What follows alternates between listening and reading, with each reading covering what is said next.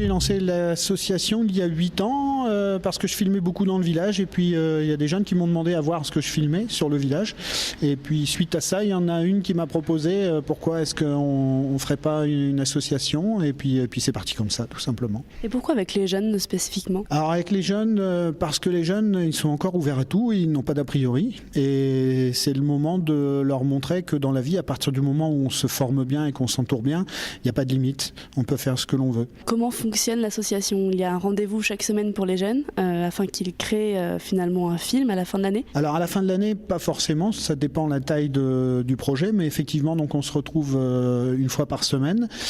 C'est le vendredi soir pour les grands et puis le mercredi après-midi pour les enfants. Et là, on part sur des projets, donc ils choisissent un projet et puis on part sur l'idée, le scénario, le storyboard et tout ce qui passe par le cinéma. Donc ils font tout, les décors, le repérage, les plans de tournage et puis le tournage, montage, post-production et communication jusqu'à aujourd'hui, comme aujourd'hui la projection du film en avant-première. Alors c'est un peu spécial parce que finalement les rendez-vous se font chez vous. Pour l'instant vous n'avez pas encore de salle, c'est ça? Voilà, la salle des fêtes de Sainte-Marie-d'Alloy a brûlé il y a un petit peu plus d'1 an maintenant et puis depuis ce temps-là on a tout rapatrié chez moi et les projets sont bloqués, c'est-à-dire qu'on peut finaliser tout ce qui touche la post-production mais tous les autres projets sont bloqués puisqu'on n'a pas l'espace pour tourner, on n'a plus l'espace pour stocker le matériel donc on est coincé aujourd'hui donc on espère trouver une salle prochainement pour se mettre en association nous-mêmes. Alors vous êtes un passionné de cinéma ou est-ce que vous travaillez finalement dans ce domaine aussi? Non, je ne suis pas un professionnel du cinéma, j'ai appris tout seul depuis très très longtemps, oui, puisque c'est la 2e fois que je crée ce type d'activité. Mais non, j'ai appris sur le tas et puis aujourd'hui je passe tout. Après là on est plus quand même je ne suis pas un acteur, je leur fais pas faire de jeux de rôle ou alors très peu, mais c'est surtout la partie gestion du projet global où là je peux leur amener quelque chose par rapport à ce que je faisais professionnellement avant. Et tous ces jeunes sont tous passionnés, j'imagine, de cinéma? Oui, alors je pense, oui, du moins en tout cas, c'est ce qu'ils font ressortir et aujourd'hui il y en a quand même une grande partie qui travaillent soit dans les métiers de l'audiovisuel ou alors qui ont des activités assez pointues dans ce domaine-là. Plusieurs témoins décrivent cette maison comme hantée. Des phénomènes étranges s'y passent la 12e nuit de chaque mois. Suite à des incidents touchant les adolescents, les autorités ont interdit l'accès à ce bâtiment. Nelly, Régis, Théo et Bastien ont tous participé à l'écriture du film, au scénario et tous ont joué à un moment ou à un autre dans le film. Ils nous disent aujourd'hui ce qu'ils ressentent à quelques instants de voir leur film diffusé sur grand écran. Moi je suis dans le club depuis le début, donc c'était 2009 à peu près.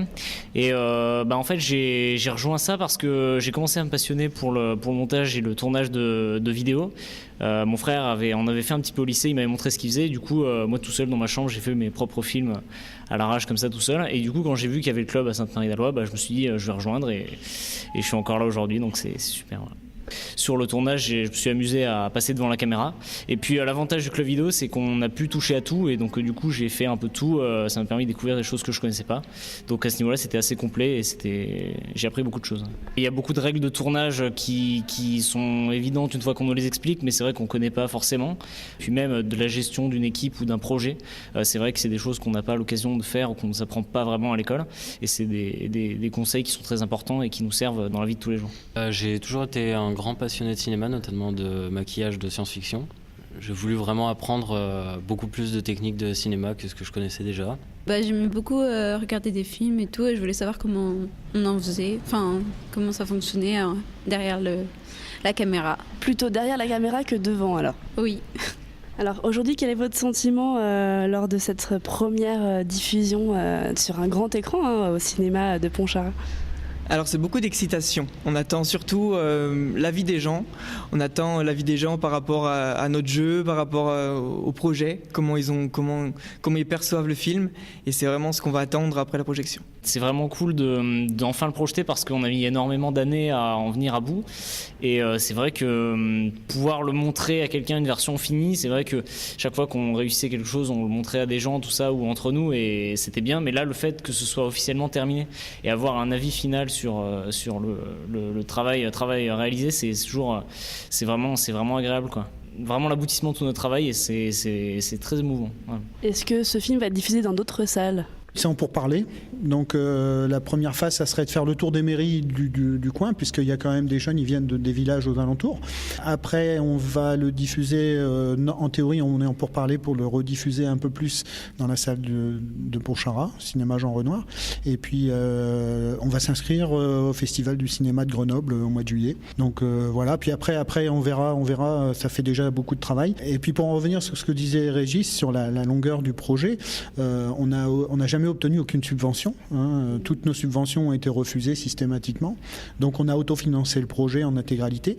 La mairie de Sainte-Marie-la-Loye nous a offert une caméra au début qui nous a permis de pratiquer pendant quelques années, quoi. Malheureusement aujourd'hui elle est obsolète par rapport au format, donc on a été obligé de réinvestir dans tout ça, mais ils ont fait beaucoup de choses. On a filmé des concerts, on a fait des clips qui ont été classés 10e aux Inrocks, on a fait beaucoup de choses qui ont permis de financer ce projet, mais qu'il a étalé dans le temps. Donc là globalement on a passé 10 fois plus de temps à se financer qu'à travailler sur le projet. Donc c'est un projet qu'on aurait pu faire en 1 an et demi, et là on a mis 5 ans pour le faire.